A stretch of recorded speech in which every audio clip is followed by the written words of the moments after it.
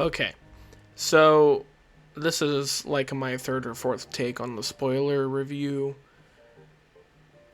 I tried to have all this music playing in the background, and then every other issue decided to pop up at the same time. So,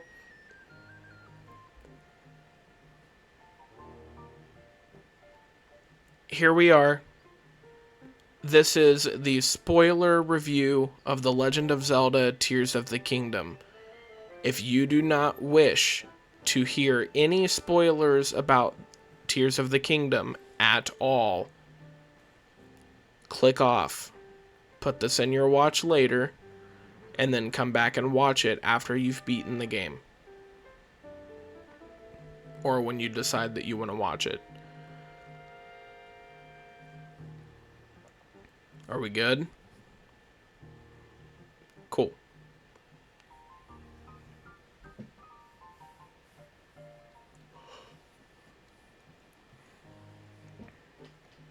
So, the game starts off. Link is at his peak. He has completed all 120 Sheikah shrines from Breath of the Wild. And he completed the Trial of the Sword. He beat all 4 Divine Beasts. Calamity Ganon is no more. He has full hearts. He has full stamina. But Ganondorf happens. So Link and Zelda are traveling together through some ruins underneath of Hyrule, talking about the imprisoning war. And while they're revealing some things, eventually you do come across mummified Ganondorf, who is sealed by this mysterious green glowing right arm that a weird tear-shaped stone falls off of. Now, these stones, you will quickly learn, are called secret stones. But nonetheless, the stone falls off, Zelda picks it up. Zelda then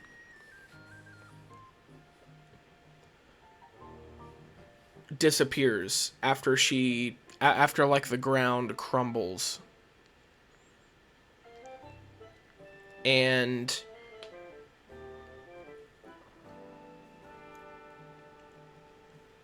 Ganondorf is able to mention both characters by name, though none of, Zelda and Link, neither of them have met Ganondorf yet. And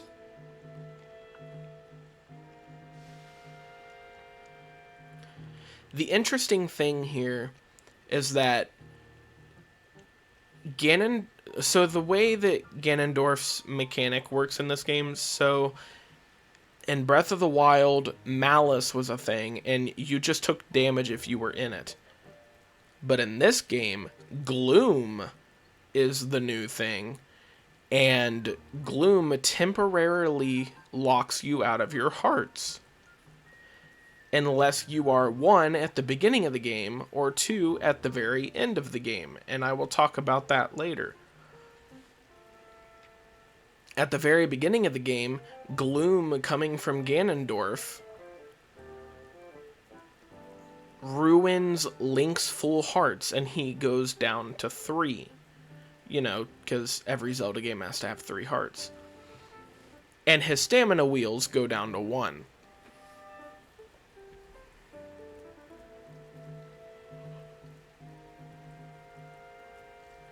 It's actually really amazing how good of an idea that is. Not only is that just like we gotta depower the hero, but that mechanic comes back. And I think that's what makes it so good. You run the risk of losing your hearts if you mess with Gloom. And Gloom is all over the I almost said Underdark. I play too much D&D. Gloom is all under Hyrule in the depths. And some of it's on the surface too, but the cure is being in natural light or eating a dish that was cooked with sundelions.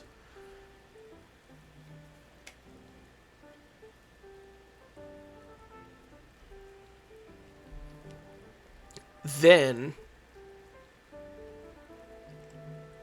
so Gloom is a pretty neat mechanic in this game, and it's way different from Malice. Malice is just a damage dealer, and I think it slowed you down a little bit. But there's something else in the game that slows you down that's annoying. It is temporary, but still. So, I'm gonna skip like past the tutorial. So Link learns how to use the right arm that carried him away after he got hurt by Ganondorf. And after he learns how to use it, he drops down to the surface. So he was in the depths with Ganondorf and Zelda. Zelda disappears. Ganondorf probably would have killed Link right there. Link instead gets carried away by the arm up to the Sky Islands, and that's where the tutorial is. So, post-tutorial, Link reaches Hyrule Field. He heads to Lookout Landing. Now, Lookout Landing is a new town, which is pretty much the most diverse town in all of Hyrule. Because Gerudo Town is only Gerudo women, and sometimes Hyrulean women. Goron City, there's only Gorons because nobody can handle the heat. The Rito Village, there's only Rito. And Zora's Domain, there's only Zoras. There's Hyruleans everywhere else. So, 5 major races in the game, and Lookout Landing has quite a few Hyruleans, and as you progress through the game, more and more other races start appearing. And so when you first get there, you're tasked with going up to Hyrule Castle's base, where you see a potential sighting of Zelda. To which, yeah, that looks about right. It definitely looks like Zelda. And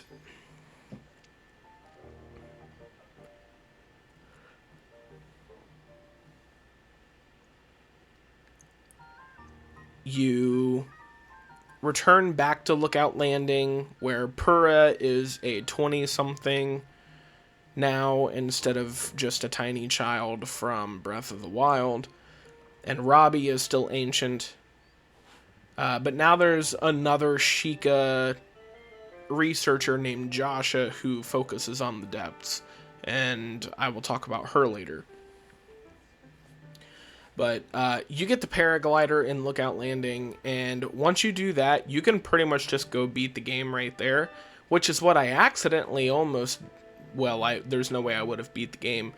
But because I stumbled into the area where Ganondorf is, eventually. And I was like, oh, well, maybe he's not down there. Maybe he's, maybe he's somewhere else. No. So, and I'll actually get to that a little later. So, after I got the paraglider, I went around looking for shrines. Nothing new. It's, the new Zelda game that's got a bunch of places to go. I wanted to be able to fast travel as much as I could. So, I think I got like 40 shrines before I started doing anything in the game. Which isn't saying much because I mostly focused on stamina and I had low hearts most of the game. It wasn't until after I beat the game that I had a second row of hearts. So, instead of going to Rito Village like it wanted you to at the beginning of the game, I decided to go to Zora's Domain because that was the easiest one in the last game, and oh boy, did I make a mistake. I died multiple times against the bosses in Zora's area. So, Sidon And I will talk about each of these areas as I visited them, not in, I would say, chronological order, the way that they intend you to, because you can do them in whatever order you want. So, Sidon is the Prince of the Zoras, and he's purifying the water. Because something from a sky island is polluting the water with muck. It's basically mud. And this muck has a special effect to it that if you walk through it, you are slowed down incredibly. And it is so frustrating to move around in it. But you can wash it away with new items like splash fruit, and when you fuse those to your arrows or your weapons, or you can just throw one, then it will clear away some of the muck. But then you fight a mini-boss. I think it's called a muck-like. I'm not sure. It's a like that is covered in muck. And it shoots muck everywhere, making it incredibly hard to move. And it just plops into the ground and then pops back up somewhere else. And it can hit you and kill you very quick if you don't have a lot of hearts. And if you don't have any of the fairies unlocked to upgrade your armor. I struggled with that for a long time too.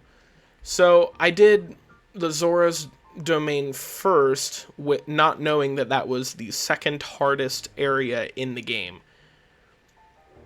of the 4 regional phenomena. So I beat the muck-like after like 10 tries, and then Sidon talks to his fiance about, I need to help Link. So I'm gonna go with him up to the water temple. And he doesn't know it's the water temple. I didn't know it was a temple until I got there. At least it's called a temple, but they act very similar to divine beasts from Breath of the Wild.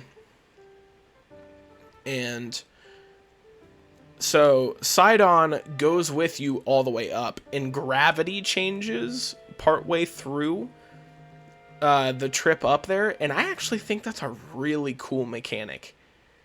You change gravity, your jumps go very far.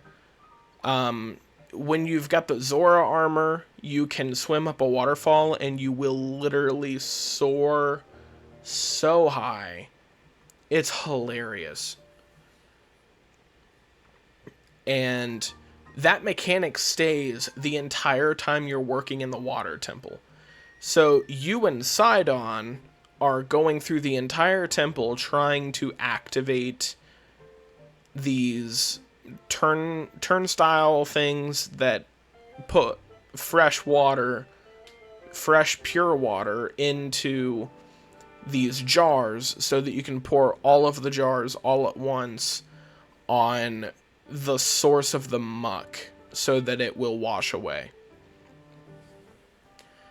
So you have to activate, I think, 5 of them. 4 or 5. I think it's 5. And you get to the boss, and it's an Octorok. It's called Muktarok. And I think, personally, this boss was the hardest to fight. But with the low gravity mechanic, I think it was a little bit easier than the hardest boss in the game. And the only reason I say that is because you can jump over the muck and be fine. Like, I was running out of splash fruit in the fight, and I didn't have very many issues getting around. Sidon gets this ability where he gives you basically a water shield. And if you make an attack, not with your bow, but with a melee weapon, if you make an attack, it goes from being a water shield to a slice of water that extends from your weapon. And I don't like that it takes durability off your weapon, even if you don't hit something. But that's what it does. So, Sidon's ability is pretty cool. I think it might be the second most useful ability in the game of the several that you get. And so you beat the water temple. Muktarak is gone. And the path to the secret stone of the water temple is revealed. And Link and Sidon are in this area speaking with one of the sages of the past, known as the Sage of Water. Now, this is not the same Sage of Water from Ocarina of Time, from Wind Waker had sages, but it only had 2. From Twilight Princess, it's none of those. Like, this is an entirely separate sage. And Sidon and Link are shown a clip from the Zora Sage of Water's perspective, talking about Ganondorf and the Imprisoning War. And the task given to Sidon is that he accept the secret stone and help Link. To which, he says yes. And I don't think he hesitates pretty much at all, because it makes sense that he doesn't. And that's pretty much it for the Zora area. In the meantime, I went around and I looked for Impa. So in between the Zora stuff and moving to the next area, I found Impa. Impa told me to go to the Forgotten Temple after I checked out the first tier of the dragon, which is another main quest thing, where it shows you, it looks like Zelda went to the past. And yes, Zelda went to the past. It's very easy to tell that, where you were introduced to a 6th race of the game, known as the Zonai, which you do get to hear about a little bit in the opening cutscenes with Zelda. There's only 2 remaining Zonai at that time that Zelda went to.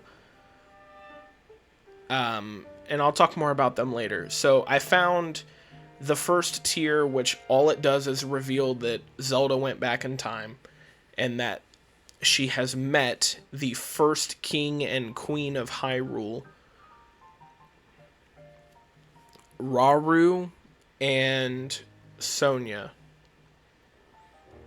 And that's it.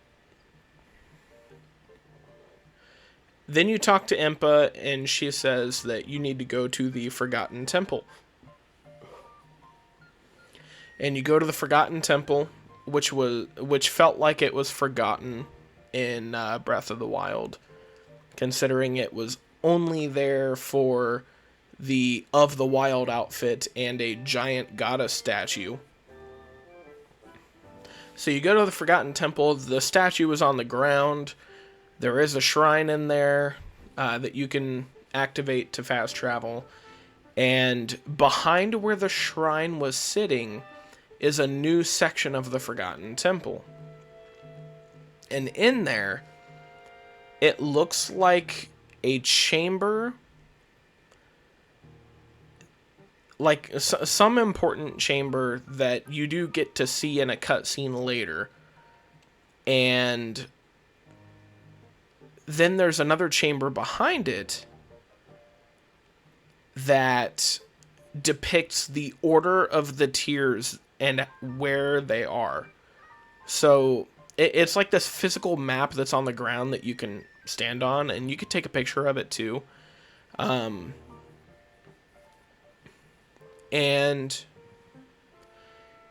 So it's there. It tells you what order the tiers are in, and so I took pictures of them with the Purapad, and I went around looking for them. I found them all in order, but I did not do them all right away. I think I did tier 1 to get the quest rolling, then I did tier 2, and then I went to go to Gerudo Town. I wanted to sprinkle in a little bit of everything, so I tried to do that. Gerudo Town. So this is the hardest dungeon in the game, arguably, because there's like this desert storm going on that was similar to the one in Breath of the Wild where part of the desert is covered in it, but instead the whole desert is covered in this. New enemy type Gibdos, which it's new to the Breath of the Wild engine, but Gibdos, I know they were in Majora's Mask. I don't remember what other games they were in. They might have been in Ocarina of Time, but I know for sure they were in Majora's Mask. And but they took on a different form in this game, and they take an elemental hit to, like, they're only weak to elemental hits, and then after you hit them with something elemental, then you can hit them with a basic weapon, and then they'll take proper damage. And because I had already completed the Zora area, I had the water thing, so I could attach the water shield and then strike at an enemy, and my attacks were doing normal damage because I was hitting their weakness. So you get to Gerudo Town and you realize you can step into the town. It's like, well, that's weird. They're not kicking you out. There's like one person who's standing on one of the roofs, and they say, I'm afraid if I get down, then they'll kick me out of town, or something like that. I think it's a guy. So, Gerudo Town, if you explore around a little bit, you'll see a Gerudo woman standing outside of a gate, and she'll say, like, oh, well, normally we would have to kick you out, but because of the Gibdo, we are all hunkered in here, so I'm not letting you past here. I will look the other way for you being right here for now. Or you could just find a way underground and ascend into the bunker where they're all staying. And before they throw you out or kill you or whatever, Riju's right-hand woman, who I cannot remember the name of, she saves Link's butt, and she says, sorry, this Vo, which is a guy, this Vo is a special case. We can let him into town per orders of Lady Riju. So Riju and her guard allow you into Gerudo Town, and that's it. You can be in Gerudo Town for the rest of the game under any circumstance except one of them. You can find a Yiga clan outfit, and if you wear that in Gerudo Town, they will kick you out immediately. And it's actually really funny. However, I'll get back to the story. So they tell you that Riju is not there and that you need to go find her. So you go find Riju and you learn about her ability. Whenever you activate her ability and then try to shoot an arrow, she uses that arrow to strike lightning. And it's actually really strong. It is absolutely necessary for the boss, which I will get to in just a moment. And honestly, I use that ability, I think, the most in the game. It's so powerful. And it one-shots Gibdos. I actually think it one-shots a lot of enemies. So, you talk to Riju, and she mentions, we need to figure out how to stop this. And you get another quest to basically get the lightning temple opened. And once you get the lightning temple above ground, which you have to move these mirrors around and activate some light switches and whatnot. So after you get the lightning temple above ground, you fight the boss. You and Riju team up to fight the boss.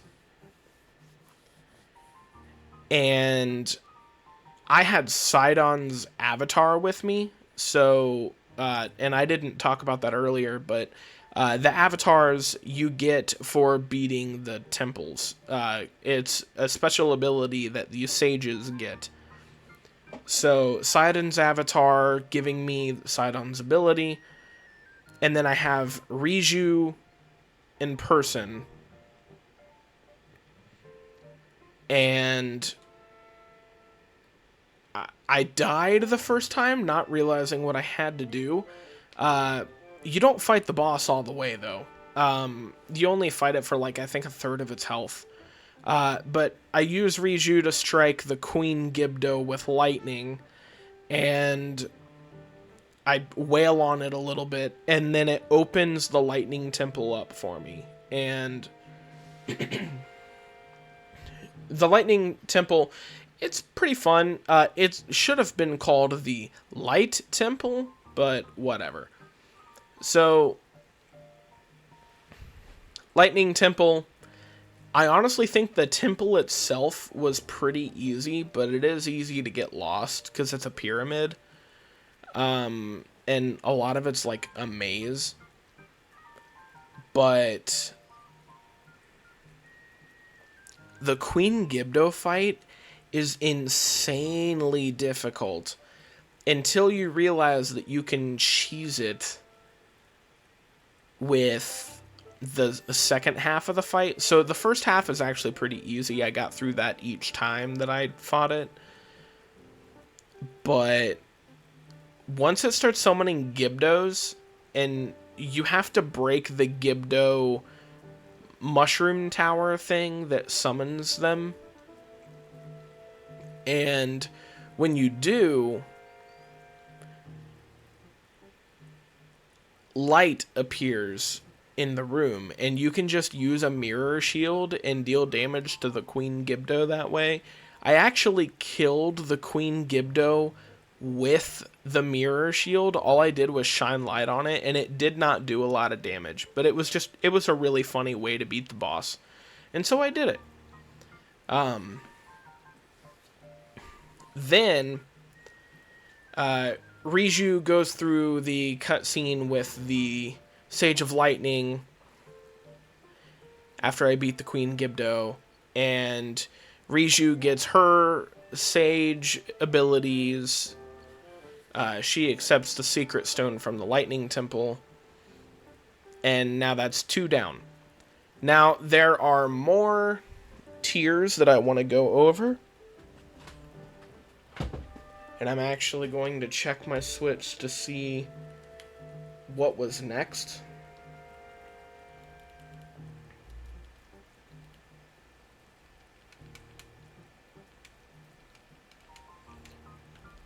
So, Zelda,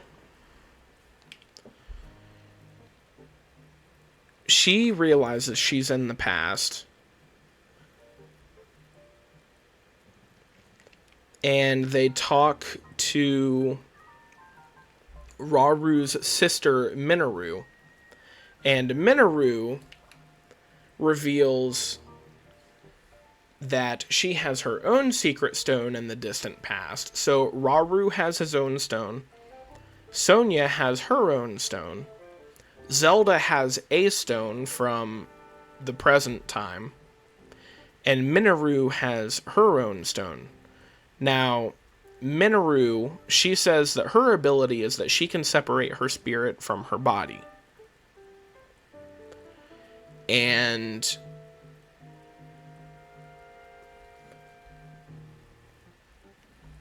Raru's is light, Sonia's is time. Zelda has time and light, a combination of Sonia and Raru.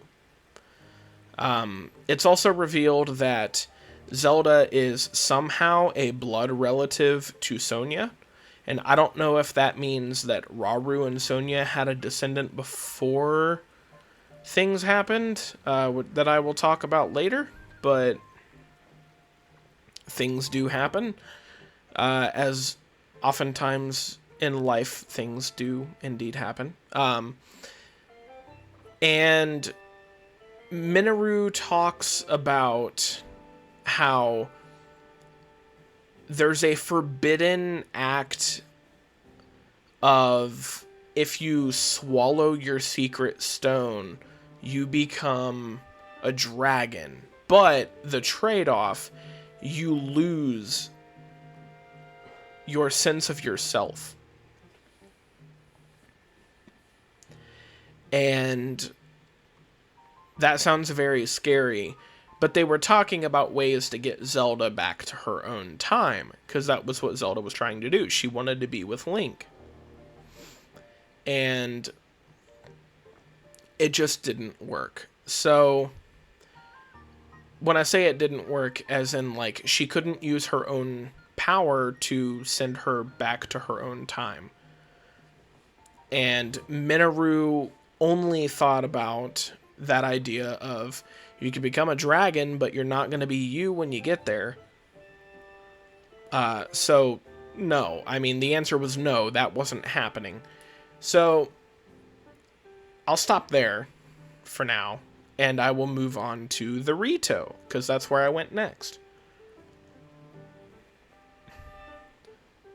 Well, before I did the Rito area, like on my way there, I did a couple more tiers, and it is revealed that Ganondorf is as Ganondorf usually is, and he's evil, and he wants to rule everything, and he wanted to make Hyrule bow to him. He believed he is the big bad, he is the guy that will always win, but he did not have his own secret stone. And Raru, with his secret stone, could just demolish anything that Ganondorf sent his way. So Ganondorf pulls an Ocarina of Time Ganondorf trick and pretends to pledge loyalty to the King of Hyrule, when instead he's really just plotting to kill him. And Zelda eventually hears Ganondorf's name, and she meets Ganondorf, and without actually talking about the calamity, she very much says, even his name is enough to strike fear into my very core. So, now I'll talk about the Rito. So I get to the Rito area. They're in a blizzard. It's a never-ending blizzard. It's insanely cold there. And it's very difficult to get there without something special keeping you warm. But as soon as you get there, you can buy the Rito outfit, the Snow Quill outfit. Which is exactly what I did. And you are tasked with finding Tulin. Tulin is the son of the Rito guy that helped you with the Divine Beast in the last game. And his name, if I can find it,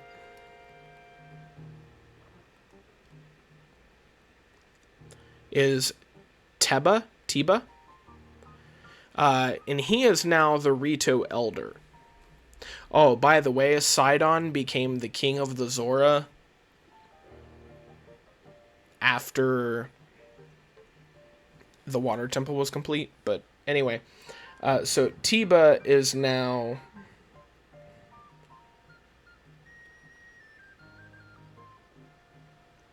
the Rito village elder, and Tulin, his son, he is the one that will be your partner. So Tulin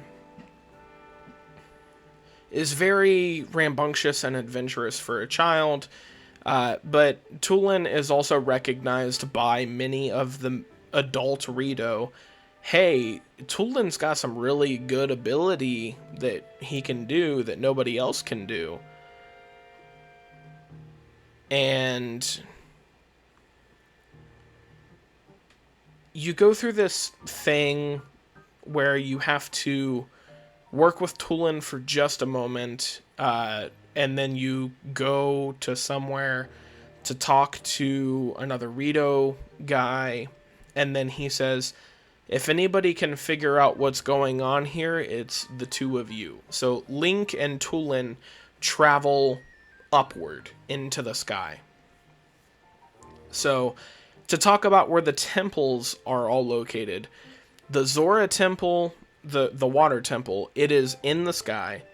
The Gerudo Temple, the lightning temple, is on the ground. The Rito Temple is also in the sky, but that one makes complete sense because they're bird people. And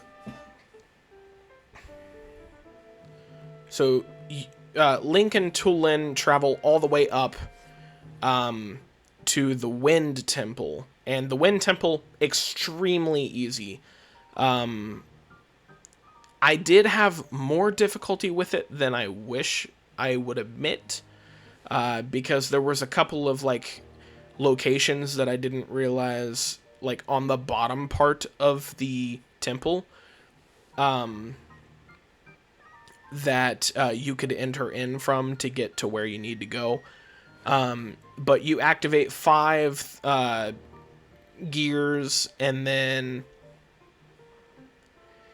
you fight the boss. So the boss here has the best music in the game, which is very reminiscent of Dragon Roost Island from Wind Waker.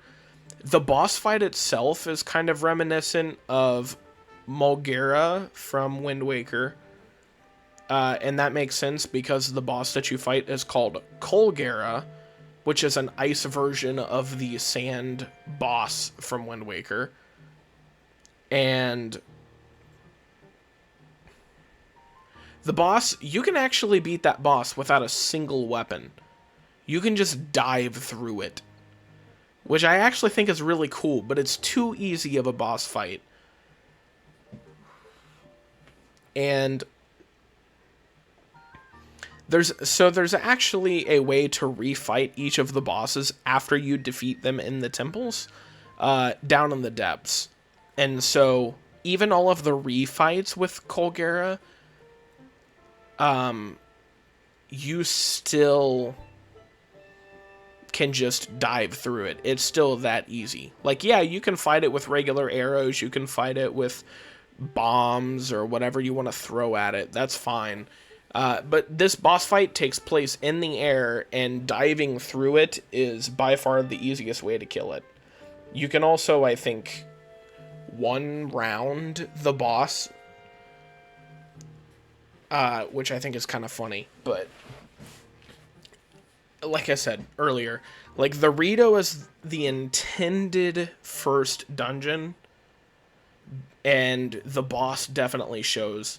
It's really easy. Too easy, I would say, but it is one of the coolest, and the boss theme is the best. Tulin awakens as the Sage of Wind, and you get Tulin's avatar. So at this point, I now have Sidon, Riju, and Tulin. So water, lightning, and wind. And now we'll talk more about tiers.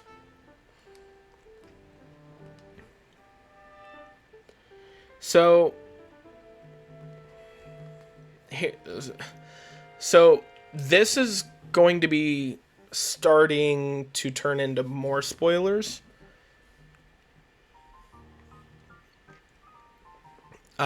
So if you're trying to avoid like heavy stuff from the game, I would say maybe click off now. Because I will be revealing some pretty big story plot points at this point. So, Rauru understood that Ganondorf had treachery in his heart, and that his visit to Hyrule Castle was just a ruse. And Ganondorf creates a fake Zelda that calls Sonia out to have a solo conversation. But this fake Zelda tries to throw a knife at Sonia,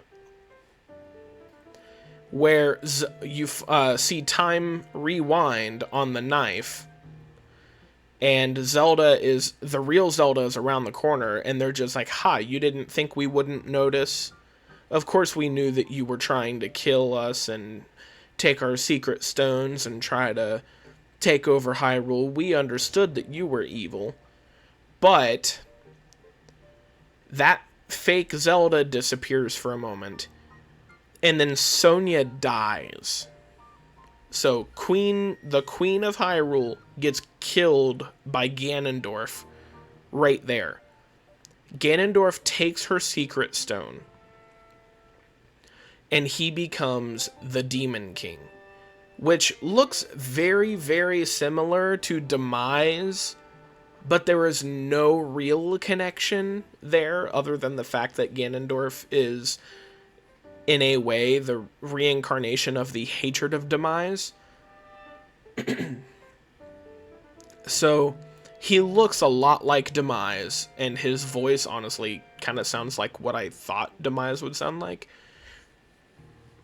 But Ganondorf is no longer referred to as Ganondorf, but as the Demon King, with a few exceptions where he is called Ganondorf by Rauru. And Rauru shows up as Queen Sonia is dead on the ground, and Ganondorf has taken the Secret Stone. And Ganondorf is too strong for Rauru, even with Rauru having a Secret Stone. So Zelda uses the Purapad, which can teleport in the past, which that gets explained much earlier, but I skipped over it. She uses the Purapad to teleport her, Sonia's body, and Rauru all out of Ganondorf's range. And Ganondorf is pretty much left to his own devices. Now, at this point,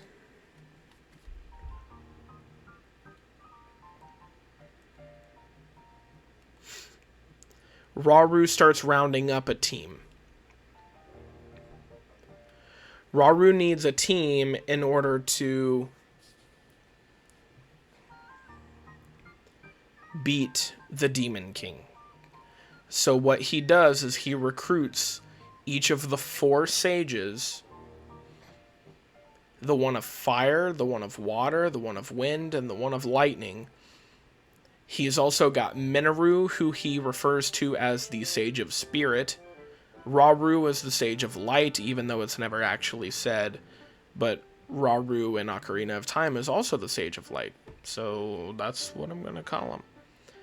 And Zelda is referred to as the Sage of Time, which is also a callback to Ocarina of Time, where she is the 7th sage, also the leader of the sages, also known as the Sage of Time, because it's Ocarina of Time. Haha, get it? And so there are the 6 sages, 7 sages. There are 7 sages versus Ganondorf, and it's just not enough. And so at this point, this is where all of the 4 temples connect. Where after you've beaten the temples, each of the sages get to see a flashback from the original sage and their fight with the Demon King. So I will stop there and I'll move on to the Goron area. So it was revealed to us before the game released. Sidon, Riju, and Tulin were all revealed in character art, but the Goron area was not revealed to us. So I will say this right now. This is more spoiler warnings of something that wasn't revealed, because I will also be talking about something kind of important pertaining to the Fire Temple, and I'm glad that I ended up doing this one last, because there is something that I kind of already knew it, but it's not directly revealed unless you do the Fire Temple. And you also find all the tears. So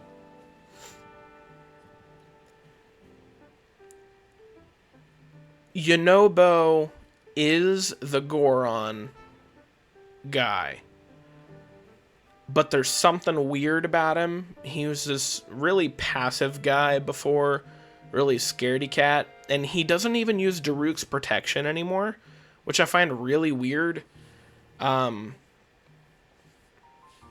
And his ability... Tulin's ability creates a gust of wind behind you. And if you're in the air, it gives you a boost while you're gliding. That's it. It's useful. It's very useful, but, I mean, it's kind of lame. Yunobo's ability... he starts rolling in place, and you can shoot him at some rocks and break them, which is actually really nice. It might be the most useful ability with actual combat use. But I still think I used Riju's way more.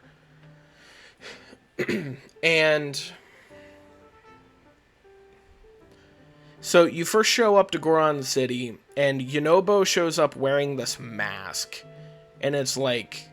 that looks weird, but okay. And Yunobo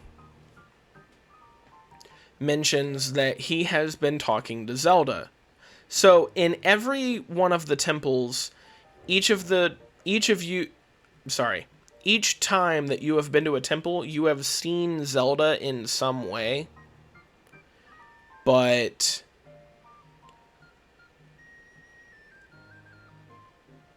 you never actually, like, get close enough to her.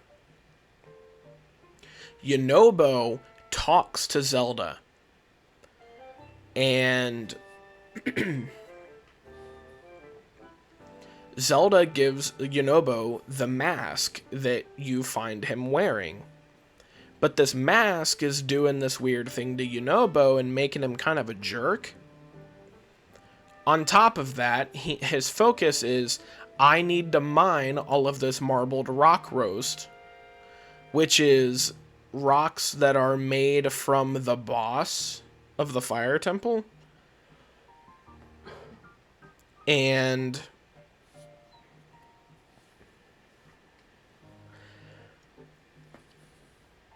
the rocks are like infused with gloom in a way, and so what it does is it turns Gorons to only focus on marbled rock roast, and they don't want to do anything else. It completely halts their mining, all of it.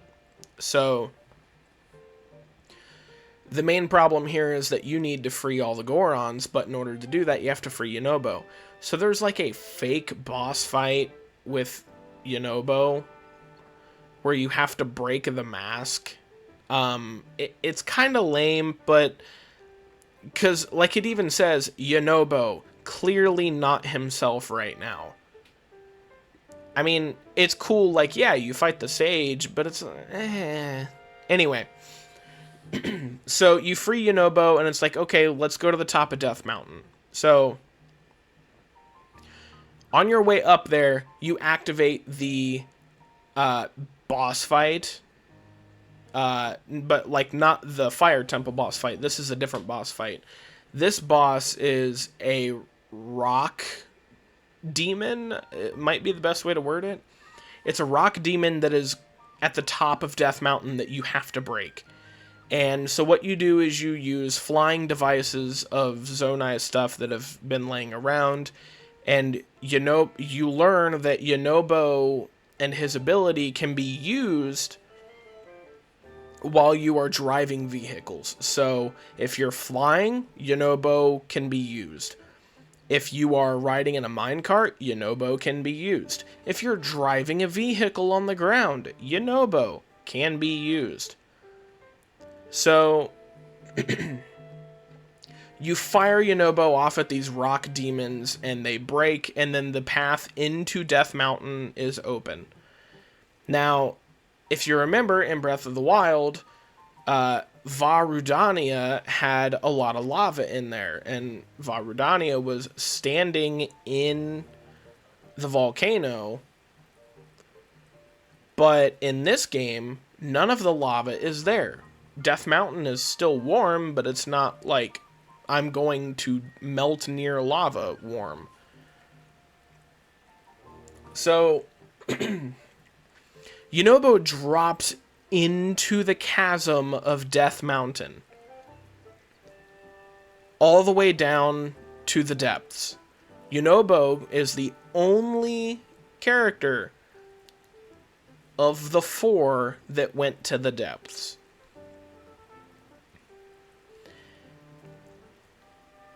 And so you drop down with him, and you work your way to the Fire Temple. You go to the Fire Temple, you do the Fire Temple, and the boss is Marbled Goma.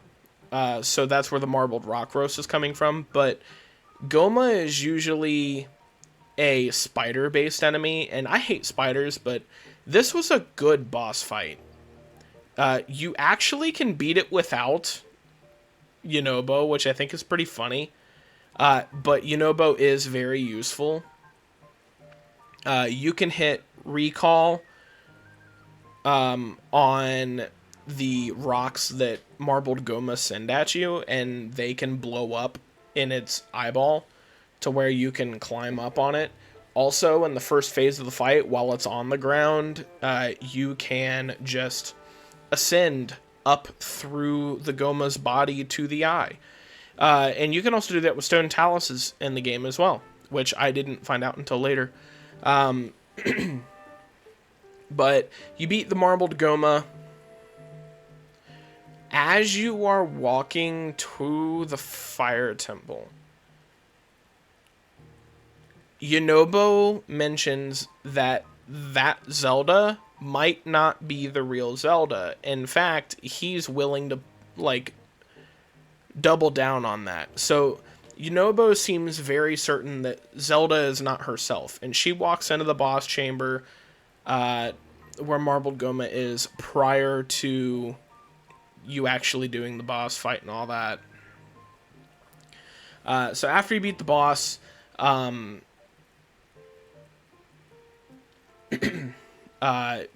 becomes the Sage of Fire. You get Yunobo's avatar, and then it's revealed to you that you should go talk to Purah.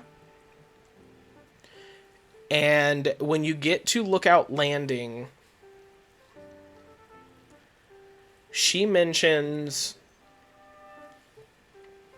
as well as other NPCs, they mention that they've seen Zelda at Hyrule Castle, which is lifted off of the ground thanks to Ganondorf. So Zelda is at Hyrule Castle. Yunobo thinks that the Zelda that he saw was fake. And now I want to get back to the tiers before moving on to the crisis at Hyrule Castle. So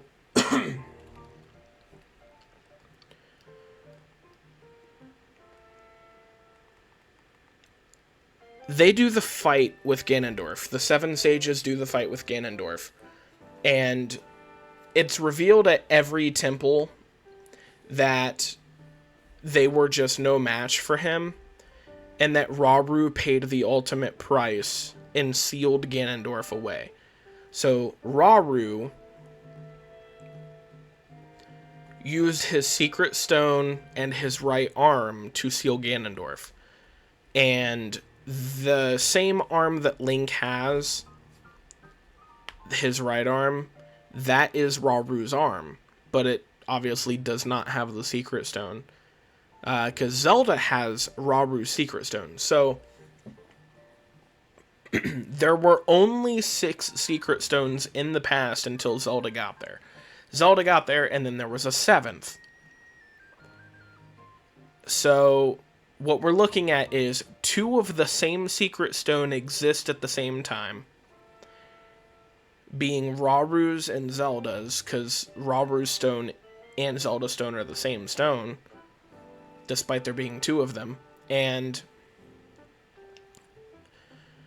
then each of the 4 sages of elements have them, and then Minoru, known as the Sage of Spirit, which is Rauru's little sister, is she's got her own stone. So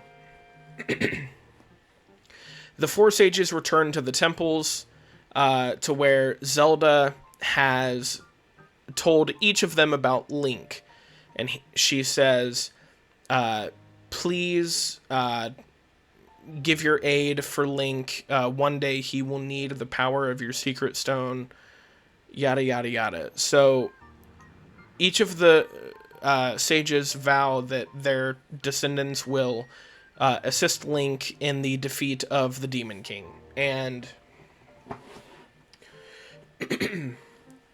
so Zelda starts working on a plan. And I'm actually going to save the rest of the tier stuff for later, because it is like the spoiler of all spoilers for this game. And that will be my final warning. It is that important. So, Crisis at Hyrule Castle. So, you talk to Purah, and you tell her, okay, I'm going to go to Hyrule Castle. So you go to Hyrule Castle. And when you get there, you hear a voice in your head, and it's Zelda. You think. And she says, Link, I am waiting for you. And if that didn't already sound ominous, every time you go to find Zelda, a fight happens. And it's not against Zelda, it's against, Ganondorf's minions. You chase Zelda around most of what is floating of Hyrule Castle. And eventually you make it to the same sanctum room where you fought Calamity Ganon. And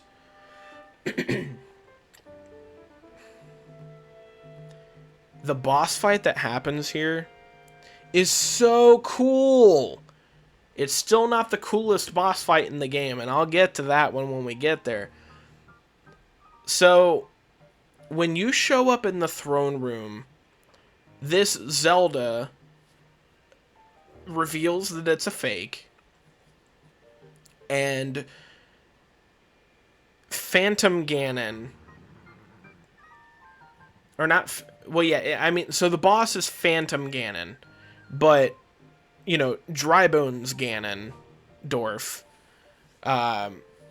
shows up, in, like an illusion, and he talks to Link, and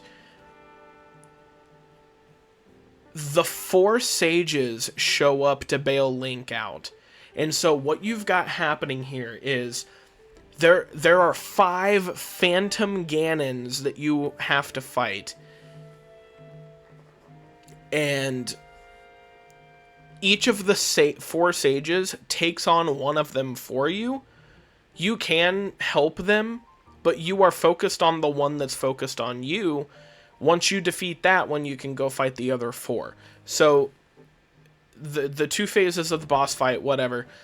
You can also get some really, really strong weapons from this boss fight. A bunch of gloom swords, gloom clubs, gloom spears, demon bows, all that. So it's a very fun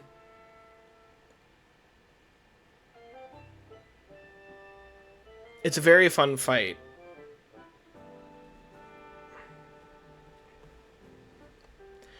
And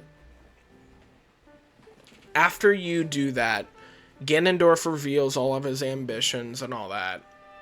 And then Link and the sages regroup after Ganondorf's monologue back at Lookout Landing with Purah, and everybody realizes, wait, there were 6 sages, one of which was Zelda, and we have the other 4 secret stones right now. So where is the 6th sage? So they all agree to start looking for anything that they can find about the 6th sage. But really, the easiest thing, you're going to Kakariko Village. And I didn't talk about Kakariko Village until now because there's not really anything to do there until this point of the game.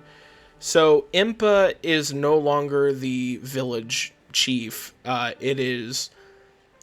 What is her name? I'm sure some fans are going to smite me for that, but...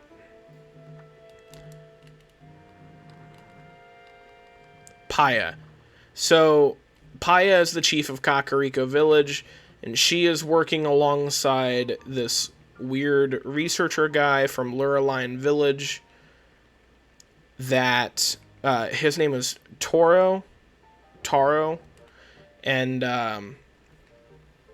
they were told by Zelda, fake Zelda, to not let anyone near the ruins that appeared from the sky.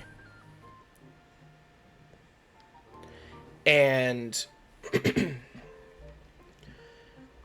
so when you do get to Kakariko before this point in the story, they won't let you in anywhere near the ruins, but after you get to this point and you can tell Paya and Taro that that was not the real Zelda, they let you get near the rings, the ring ruins. So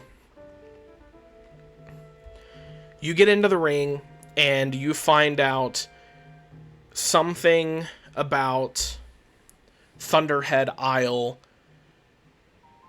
kind of. So there's like this quest that you have to do at the Dracozu Lake, where you get this special outfit, and then you have to do something, and it gets rid of the thunderstorm on Thunderhead Isle, which is in the sky.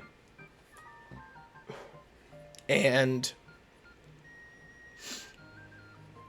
so you do that,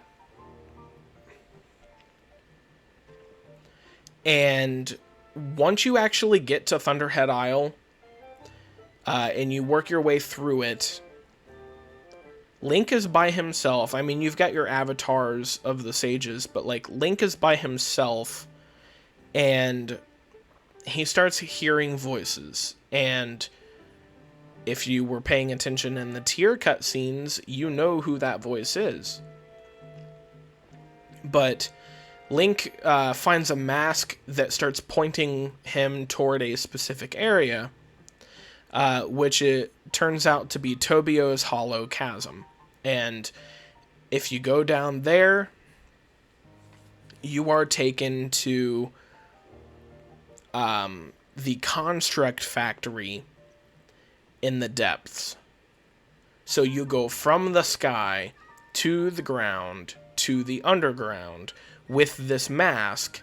You put the mask into the construct creation thing, and then this voice that you've been hearing from tells you to construct a body for their spirit. so that they have something to talk to you face to face with.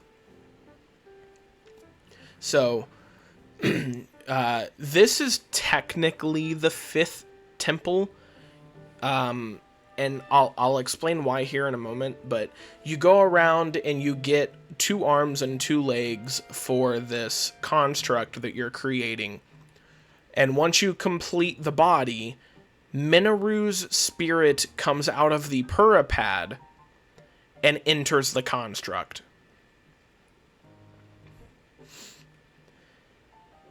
Now, you're probably wondering why, if you haven't played the game and you don't care about spoilers. And so now I will talk about the tiers again. So after Ganondorf and Rauru were sealed away thanks to Rauru's planning, Zelda put a plan into action, and she didn't really have another way. And there was something else that was revealed.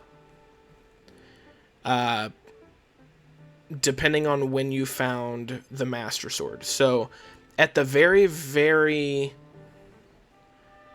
not beginning of the game, but... So, if you found your way into Korok Forest, and you talked to the Great Deku Tree, you realize something's wrong, you cure the Great Deku Tree of the gloom that's bothering him, which you have to go into a chasm inside the Great Deku Tree to defeat some gloom hands, which remind me a lot of Death Hands or Dead Hands, whichever that boss's name is from Ocarina of Time. A very creepy looking thing. And so you defeat Gloom Hands and a Phantom Ganon shows up, but this Phantom Ganon is not nearly as dangerous as the one that we fought at Hyrule Castle. So you beat the Phantom Ganon, and the Great Deku Tree tells you, or he reminds you of a memory that you didn't have before. And it's where he is talking to Zelda and Link in the forest, and he mentions how the Master Sword has limitless potential if it is able to bathe in divine light. And so, with that knowledge, Zelda, while she's in the past, this is post-Ganondorf, Zelda is talking to Minoru. She decides that she will bathe the Master Sword in light, which, by the way, the Master Sword got sent back in time for whatever reason. Part of Zelda's power, her time power, called for the Master Sword to go back in time, and the Master Sword itself was telling Zelda, this is why I came back in time, was so that I could gain power. Which was, even though the Master Sword doesn't actually get any dialogue in the game, it's Fi. It's definitely Fi. From Skyward Sword. So, Zelda's plan is to bathe the Master Sword in divine light and deliver the sword to Link in the present time so that he can defeat Ganondorf. There is only one way she can think of to get the Master Sword to bathe in divine light and get it to Link, by her hand delivering it to him. And Minoru gets very upset with her and says, do you not understand why that is forbidden? Zelda is talking about swallowing her secret stone to become an immortal dragon. So she wants to become a dragon of light.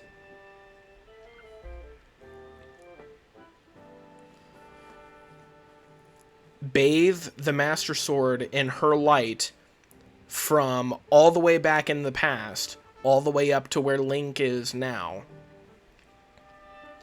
so that it can be powered up for him to fight Ganondorf. However, Zelda had more of a plan in action. It's not just that. She wanted Minoru, whose body was corrupted by gloom, and she was probably going to have to get herself out of her body anyway with her spirit ability. Zelda asks Minoru to hide her spirit inside the Purapad, to which is given to a steward construct, and that same steward construct gives the Purapad to Link at the beginning of the game. So Link gets the Purapad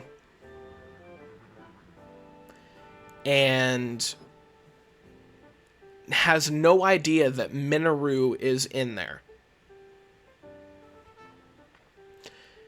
Now that Minoru is in the construct body, she tasks Link with finding the Spirit Temple, which is literally just where the boss fight is. That is literally all it is. So that's why I said the Construct Factory is technically the temple. The Construct Factory is the dungeon of the Spirit Temple. And then when you walk to the Spirit Temple, that's where the boss fight is. That's where the Secret Stone is. So the boss fight is a controlled construct. It's controlled by Gloom. And you're basically fighting the construct that you just made, but it's like taken over by Ganondorf's Gloom. And it's actually really, really funny. Like, if you like mech fighting... Okay, if you like the game ARMS, you would like this boss fight. Because that's pretty much what it is. So, you use the construct to fight the evil construct. And with that, you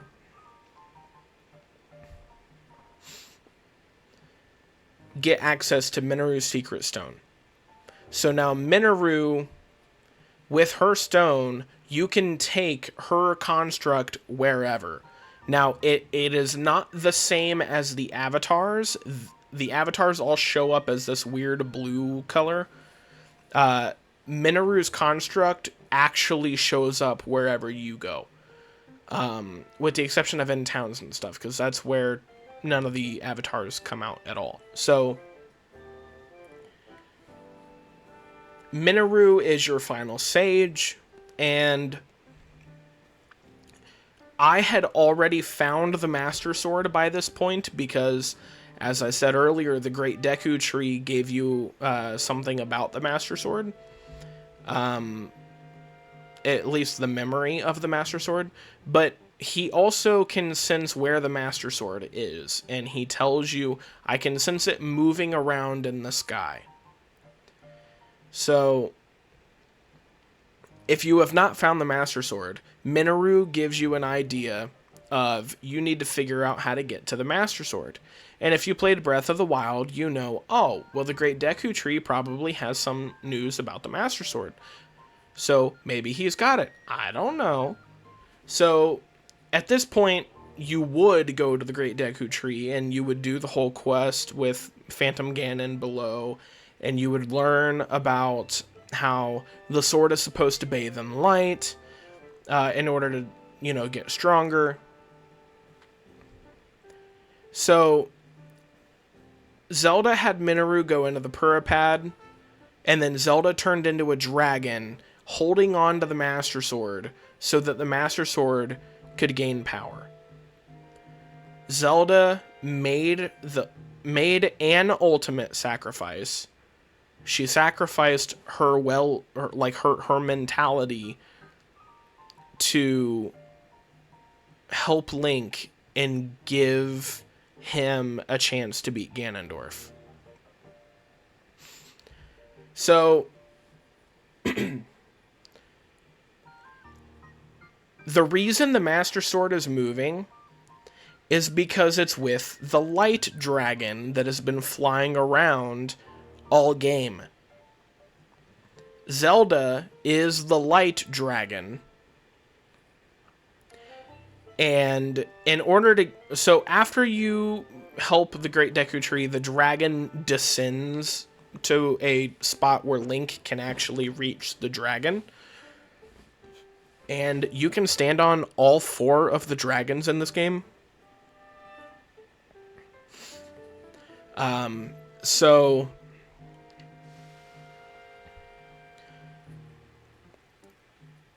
the light dragon has the Master Sword on its head. And instead of needing hearts to pull the Master Sword out, you need stamina. You need to hold on to the Master Sword, because while you are holding on to the Master Sword, the light dragon just flies around trying to knock you off. And you need, I think, 2 full rings of stamina. I think it's 2 full rings. I can't remember. But when you pull the Master Sword, a cutscene happens where you basically are just hearing Zelda's plea for Link to protect everyone and defeat Ganondorf. Now, the way that you pull the Master Sword in this game is unbelievably cool. You have to climb onto a dragon to walk all the way up to its head, pull the sword out of its head, and the view that you have when you pull it is just spectacular. And then the light dragon drops you, pretty much. You're done being on the light dragon at that point. I think you can still get to the light dragon, but it's not the same anymore. So now that you have the Master Sword and you have found all of the sages, you go talk to Purah. And she says, well, you've gathered everybody, now it's time to find out where Ganondorf is. And she mentions to go talk to Joshua. You go talk to Joshua, and if you have not already worked on figuring out how to find auto build, when you find auto build, you have to fight Master Koga, who fell into the depths at the end, or at the end of like the Yiga clan stuff. In Breath of the Wild, he fell into that hole when you defeated him. So he's been in the depths the whole time, and he was under the Great Plateau somehow, and he was trying to unlock the auto build ability. And so he kept trying to get it, and get it, and get it, and eventually he gave up, so he put a couple of his goons over there. So you have to chase Master Koga around the depths for so long. And eventually, after you beat Koga for the final time, he reveals that Ganondorf is underneath of Hyrule Castle, because he was wanting to go help Ganondorf. He wanted to go serve Ganondorf, the great evil one, I think is what he referred to Ganondorf as. So you go report that to Purah after you've beaten Koga, I think, like 4 or 5 times. I don't know. So you go report to Purah, and she tells you to go destroy Ganondorf. So let's recap. There are 4 temples. I beat all 4 of those. I did the Crisis at Hyrule Castle, which pretty much acted as a 5th dungeon.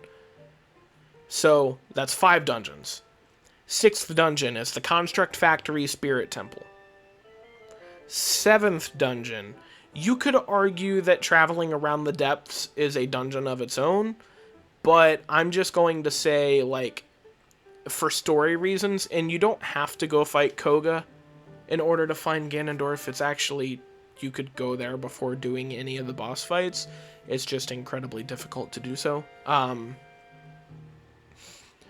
But we will say, for the purposes of this argument, the 7th dungeon is consistently fighting Koga to figure out where you're supposed to go. And then the 8th dungeon is just working your way down to Ganondorf. So the chasm where Hyrule Castle is, I went down there way too early. And this was right after I beat the Gerudo Temple, which was my second temple. And eventually I got to a point to where it said, the power of the sages cannot reach you here. And I was like, oh, that's not good. I should teleport out. I did not know Ganondorf was down there. Now, I probably could have guessed, but, you know, whatever. So, the trip all the way there is difficult to get through. If you're trying to do like a no damage run, you either want to pick off the enemies from afar, like on your way down, or you just need to be really good at dodging. At some point, you run into a gloom-infested Lionel, which is absolutely terrifying, until you realize that it's actually a lot easier to fight than you think. And then, so eventually you get to the same ruins that you got to with Zelda at the beginning of the game. And then you work your way toward this cliff where once you jump off, it's the end of the game. So, this will be the last warning for spoilers if you do not want to know anything about the final boss fight. I will also be talking about the, just in case you didn't do anything in the game and you just went straight to Ganondorf. I will also be talking about that, which it's not much different, I would say, but now is the final chance to click off if you absolutely do not want to know the very, very end of the game. So, here we go. After you dive off the cliff, if you did not do the regional phenomena, which also means you could not have done the Crisis at Hyrule Castle, and if you also did not find Minoru, so you didn't do any of the main story, you just went straight to Ganondorf, you have to fight 6 bosses back to back, which I did not do this, but I looked it up, and it was, oh my goodness. So you fight Colgera, then you fight the Marbled Goma, then you fight the Muktarok, then you fight the Queen Gibdo, then you fight Phantom Ganon, where there are 5 of them, but you fight him by yourself. Then you fight the Construct from the Spirit Temple. And then after that, then you fight an... Or wait, hold on, no, sorry. Before all 6 of those fights, you fight a full army of Ganondorf's goons. So you are doing... If you did not do any of the game's story, you fight 7 boss fights back to back. Then you go fight Ganondorf after.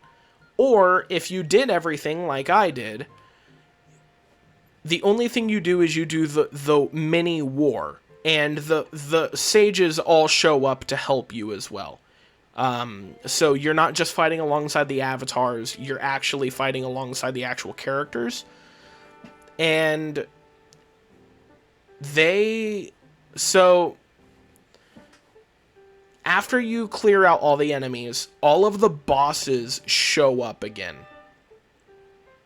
So if you did not complete the game, the regional phenomena, Minoru's quests, Crisis at Hyrule Castle, if you didn't do any of those, this is where you would fight all of those bosses. But if you did them, each of the sages will tell Link, you need to go on ahead and fight Ganondorf. We will hold these guys off. We helped you beat them before, we can do it again. And so, you go ahead. And I actually think it's kind of cute how, when you start walking that way, you find the torch that Zelda had at the beginning of the game, that she dropped. I just think that's kind of cute, because it's like, okay, that's a really good touch.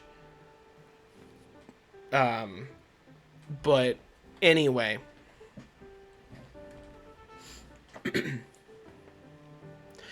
So,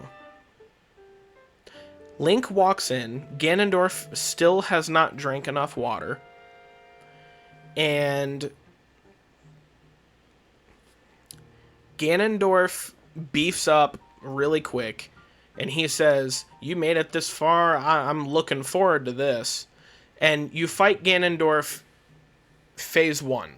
And I'm being generous with that. Because phase 1 is honestly very difficult. I don't think I ever died against him, but I did struggle. So if you don't have perfect dodging down in order to use flurry rushes, you probably won't be able to do this boss fight very well. So phase 1 is his entire health bar. He is not using his secret stone. It's just Link versus Ganondorf. You have to perfect dodge him to be able to hit him. Or I think if you can find a way to quick time, then you can do that too. But he switches between each of the gloom weapons that the Phantom Ganons had from before. And he does a crap ton of damage. Oh, and all of them do gloom damage to you, so they temporarily take away your hearts. So after you beat phase 1 of Ganondorf, he activates his secret stone. The sages come in to help you. Actually, I think halfway through the fight, the phase 1 fight, I think the sages come to help you. And then during phase 2, it's just you versus Ganondorf using the secret stone, where he is referred to as the Demon King Ganondorf. And there's this funny thing where his health bar just grows all the way to the right side of the screen, which is incredibly larger than how it was before. And instead of just doing one perfect dodge to be able to hit him, you have to do 2 perfect dodges in a row to be able to hit him. I really like where they make the boss have similar abilities to the main character. They did this in Twilight Princess, they did this in Wind Waker, they did this in Ocarina of Time. I always like how Ganondorf has the same fighting knowledge that Link does. And it's like, okay, no, these are 2 guys that know how to fight that are fighting each other. Like, this isn't just some big monster that you're fighting that's mindless and it's like, oh, I'm gonna eat you kind of thing. No, this is different. So, if you manage to beat phase 2, so the sages get knocked out for all of phase 2, and it's just Link versus Demon King Ganondorf. If you beat phase 2, the coolest boss fight in the Zelda franchise takes place after. Because Ganondorf, as a sore loser, swallows his secret stone, becomes the demon dragon, and you get shot into the air where the light dragon comes and picks you up for the fight. You are riding on Zelda Dragon's head, and you are flying around in the sky so that you can dive off. You dive off onto the demon dragon, which is Ganondorf's dragon, and you have to hit weak spots. Now, if you're not using the Master Sword for this fight, you barely do any damage. But if you're using the Master Sword, it's like 3 hits, I think, or three 3-hit combos. I don't know, but the boss fight goes very quick, and it's honestly not that difficult either, because if you fall too low, Zelda's dragon comes and picks you up, or the Zelda dragon, the light dragon, comes to pick you up. And just this boss fight is so cool. I was screaming when I saw it. Like, I don't know. You would have to see it. I'm not going to show it here because that's a bit much. Even though this is a spoiler talk, I don't want to accidentally reveal something too much, you know? So, when you defeat the demon dragon, it explodes in a very, very large explosion. And you're on the light dragon at that point.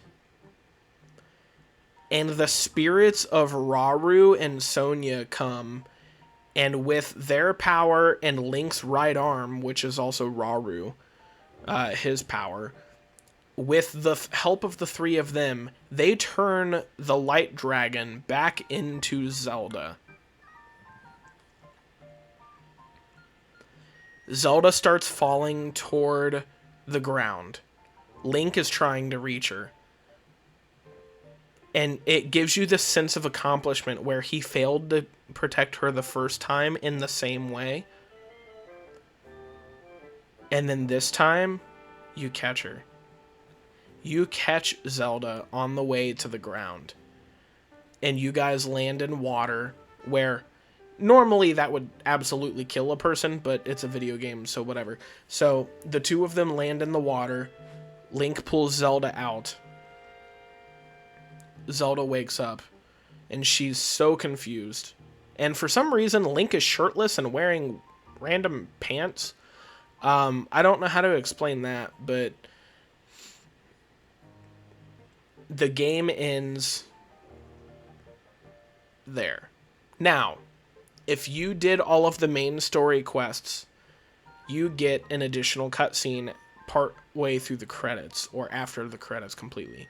And it's basically Minoru passing on into the afterlife, and each of the sages pledging their loyalty for their people to Zelda. It's amazing. This game is so good. I don't even care about how easy the demon dragon fight was. It was so cool.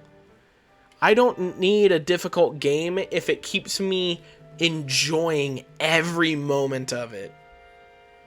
I cannot express how cool that was. As soon as I beat the second phase of Ganondorf, I thought I beat the game. I set my controller down and I was done. Because it was like, oh my goodness, this took so long. And then it was like, wait, hold on. No, what are you doing? No. And then he swallowed the stone, and I'm like, uh-oh. How is this fight gonna work? There's one more thing I forgot to talk about that I said would definitely come back. So, at the very beginning of the game, Ganondorf's gloom permanently lowered Link's hearts and stamina. In the second phase of the boss fight, where you are fighting the Demon King Ganondorf, the gloom that you get hit with permanently removes the heart from your HUD. So that only works if it's already temporarily removed. So if you're infected by gloom, he will start taking away hearts permanently. Now, this will go away eventually, but just looking at that, it's like, it's a mechanic you introduce at the very beginning of the game, and it stays relevant the entire game. It's not just a story reason to depower your character. It is a legitimate thing that you have to deal with the whole game. And then it gets amplified at the end of the game. You don't get those hearts back during the fight, even if you eat Sundelion food. I think it does come back for the Demon Dragon fight, but that's only because you're up in the sky and you're doing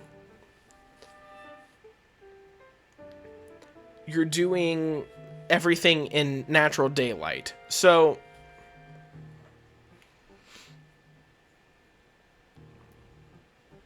this game is my favorite Zelda game. I cannot express that anymore. Ocarina of Time used to be my favorite. Majora's Mask is always a good choice. I pretty much like all of the 3D Zelda games. I don't, with the exception of like the controls of Skyward Sword.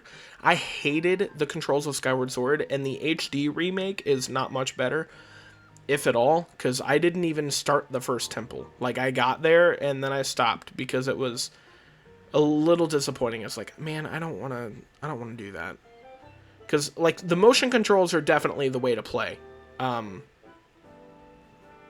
But, I mean, that's just me. So, but I love the story of Skyward Sword. And, Tears of the Kingdom gets a solid 9 out of 10 from me. This game was so good. And I cannot wait to see where the Zelda franchise goes in the future. I know this was a really, really long video, and I think I'm just going to be uploading it without editing at all. So, if you like this, maybe I'll review more games in the future. I'm really hoping that this video takes off a little better than some of my others have. I'm only at 37 subscribers as of this moment of recording. I would like to see myself get to, I don't know, 50 by the end of the summer. I think that's possible. So if you're watching this and you haven't subscribed, go ahead and subscribe.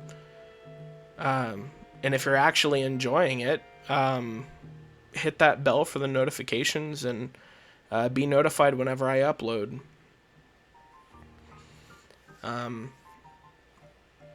I really loved this game, and I might come back around and record some for the channel. I'm not sure yet. I'll have to wait a long time before I play this again. It's so special.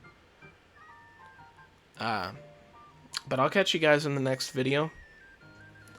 Goodbye.